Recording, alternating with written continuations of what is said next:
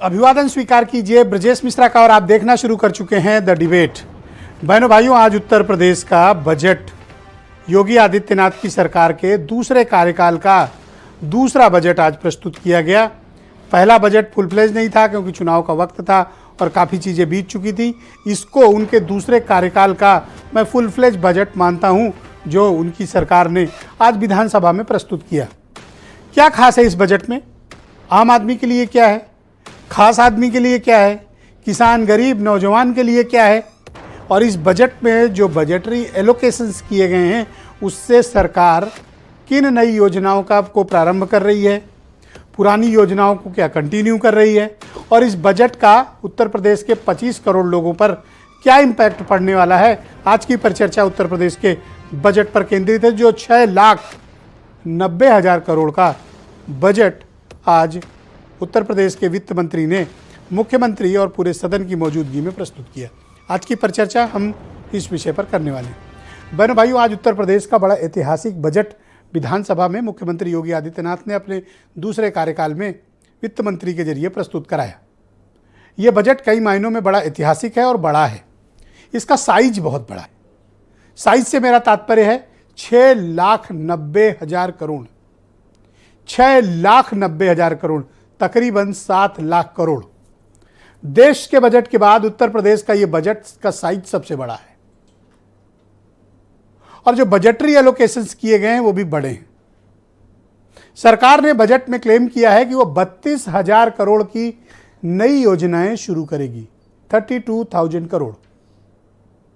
बाकी जो योजनाएं सरकार की ऑनगोइंग प्रोसेस में है, डेवलपमेंट फेज पे हैं या चल रही हैं, उनका कंटिन्यूएशन किया जाएगा।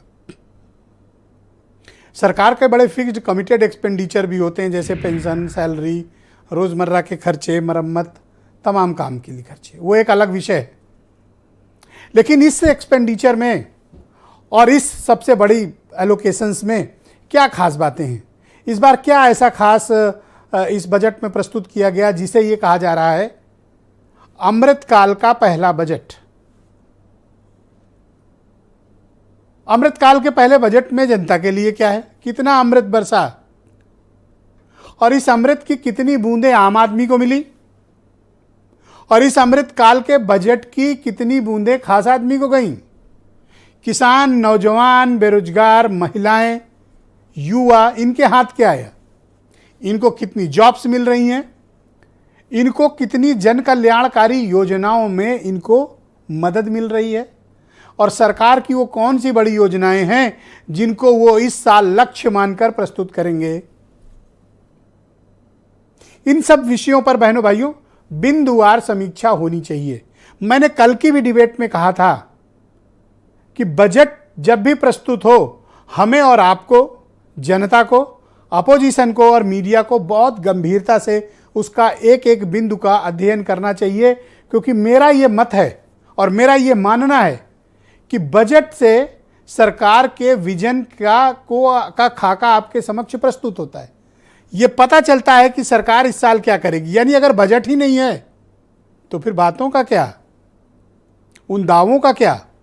इसलिए किसी भी सरकार की नीयत भांपनी हो, चुनाव के दौरान किए गए उसके कमिटमेंट को भांपना हो, आप बजट का एनालिसिस करिए। देखिए कि विधानसभा में बजटरी एलोकेशंस पर्टिकुलर उस मद में हुए हैं या नहीं।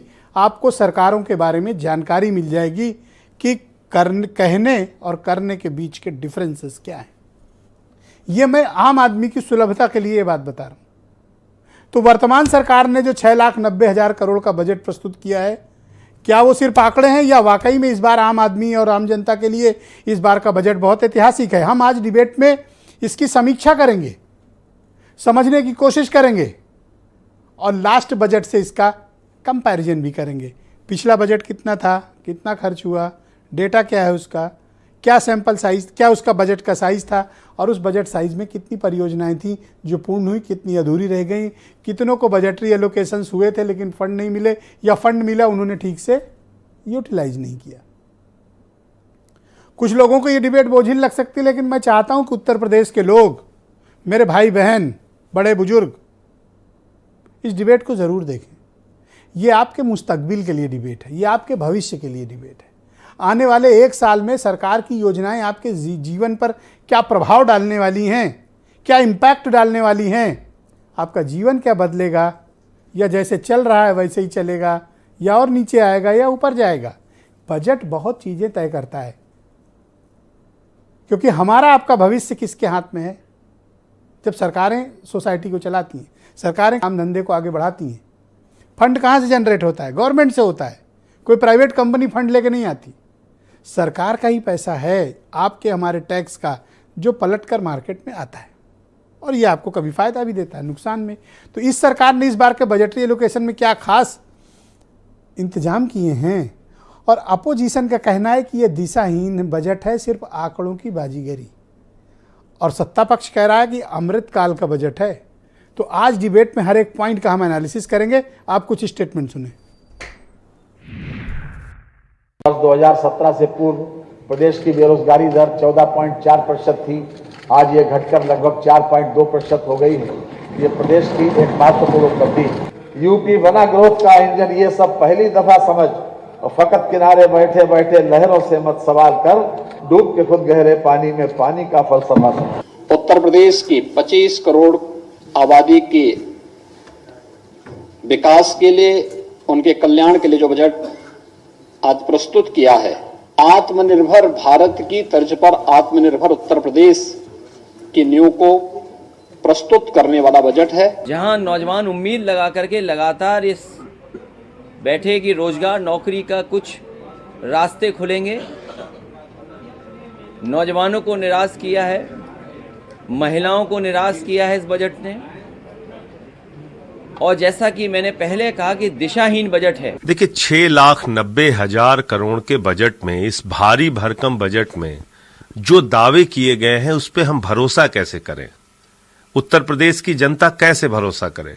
शिक्षा के क्षेत्र में, स्वास्थ्य के क्षेत्र में, रोजगार के क्षेत्र में, किसानी के क्षेत्र में जो उम्मीदें थी लोगों की, उस पर यह बजट पूरी तरीके से निराश कर। आकार बड़ा होना बजट की उपलब्धता नहीं है।